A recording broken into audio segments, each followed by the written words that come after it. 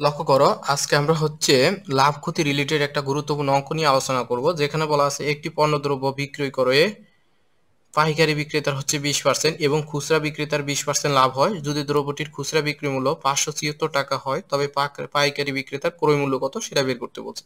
তো এখানে যে পাইকারি বিক্রেতারও আমার লাভ হচ্ছে 20% এবং খুচরা বিক্রেতার লাভও কত পার্সেন্ট? 20%। এখন এই পাইকারি বিক্রেতা এবং খুচরা বিক্রেতা বলতে কি বুঝি? সাপোজ হচ্ছে আমি কোনো একটা প্রোডাক্ট কোনো একটা ব্যক্তির কাছ থেকে কিনলাম। তো আমি যে ব্যক্তির কাছ থেকে কিনলাম সেটা হচ্ছে আমার আহ, সে হচ্ছে পাইকারি বিক্রেতা। আর আমি যদি এই প্রোডাক্টটা এখন হচ্ছে বিভিন্ন জনের মাধ্যমে বিক্রি করি আবার, তাহলে আমি হচ্ছে খুচরা বিক্রেতা। ঠিক আছে? তো দেখো, প্রথমে আমার যেহেতু আমার এখানে খুচরা বিক্রেতার বিক্রি মূল্য 576 টাকা দেওয়া আছে, সুতরাং আমি খুচরা বিক্রেতার বিক্রয় মূল্য দিয়ে আমরা কাজ করব। তো যেহেতু খুচরা বিক্রেতার 20% লাভ হয়েছে, তাহলে 20% লাভে খুচরা বিক্রেতার বিক্রয় মূল্য হবে 20 যোগ 100, অর্থাৎ 120 টাকা। এখন দেখো, এই 120 টাকা হচ্ছে তার বিক্রয় মূল্য। যখন কি তার ক্রয় মূল্য যখন কত ছিল? যখন ক্রয় মূল্য 100 টাকা ছিল। কারণ ক্রয় মূল্য যখন তার 100 টাকা ছিল, তখন বিক্রয় মূল্য 120 টাকা হওয়াতেই তার হচ্ছে 20 টাকা কি হয়েছে? লাভ হয়েছে। তো আমরা লিখতে পারি যে খুচরা বিক্রেতার বিক্রয় মূল্য 120 টাকা হলে ক্রয় মূল্য 100 টাকা। তাহলে খুচরা বিক্রেতার বিক্রয় মূল্য 1 টাকা হলে ক্রয় মূল্য আরো কম হবে, কম হলে ভাগ হবে, অর্থাৎ এই পাশের সংখ্যা উপরে যাবে আর নিচের সংখ্যা, এই পাশের সংখ্যাটা নিচে চলে আসবে। এরপর হচ্ছে অতএব খুচরা বিক্রেতার বিক্রয় মূল্য যদি 576 টাকা হয়, সেক্ষেত্রে ক্রয় মূল্য হবে কত?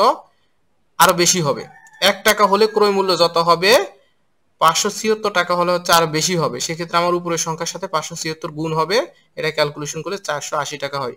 এখন লক্ষ্য করো যে এই খুচরা বিক্রেতার যে ক্রয় মূল্য হবে সেটা হবে পাইকারি বিক্রেতার বিক্রয় মূল্য। কারণ হচ্ছে আমি কোনো একটা জিনিস, প্রোডাক্ট যেই দামে কিনলাম অর্থাৎ ক্রয় করলাম, অন্য ব্যক্তি সেই দামে সেটা আমার কাছে কি করছে? বিক্রি করছে, অর্থাৎ আমার ক্রয় মূল্যটাই হচ্ছে তার বিক্রয় মূল্য।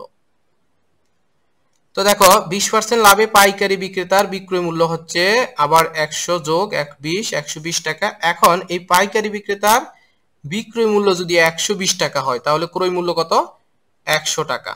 কারণ আমার ক্রয় মূল্য, দেখো পাইকারি বিক্রেতার ক্রয় মূল্য আমাকে বের করতে হবে, এর জন্য আমাকে কি করতে হবে? ক্রয় মূল্যটাকে শেষে লিখতে হবে। তারপর পাইকারি বিক্রেতার,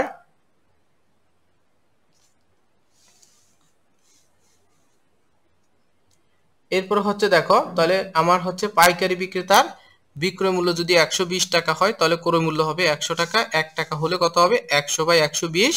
অতএব এই পাইকারি বিক্রেতার বিক্রয় মূল্য 480 টাকা। এই যে খুচরা বিক্রেতার ক্রয় মূল্য যেটা 480 টাকা, সেটি হবে পাইকারি বিক্রেতার বিক্রয় মূল্য। ঠিক আছে? অর্থাৎ 480 টাকা হলে ক্রয় মূল্য হবে 400 টাকা।